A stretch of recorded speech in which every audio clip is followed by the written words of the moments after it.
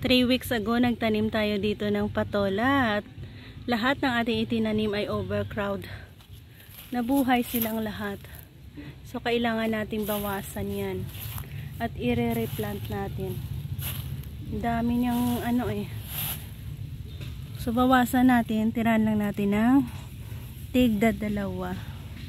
Pagayan yan. Dahan-dahan natin tanggalin.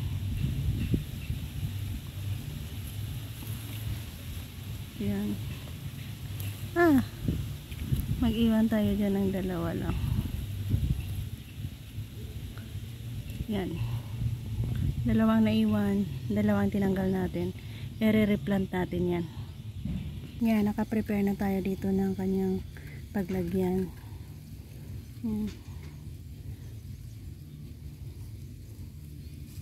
Ang ganda ng tubo niya eh. Yan. 2.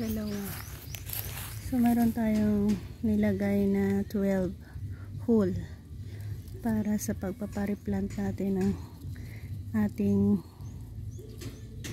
patola na ito na overcrowd kasi doon sa ating nilagay. So, pagkatapos niyan, lagyan natin sila ng silong. Ayan, may mga nauna na ako dito. Ayan o. Nilagyan natin ng dahon. Ayan. Para hindi direct sunlight sila. Nilagyan din natin yung bago nating tinanim na yun. At i-update ko kayo kung success ba ang ating pagre-replant dito once na mag-stabilize na ang kanilang roots. Bye-bye!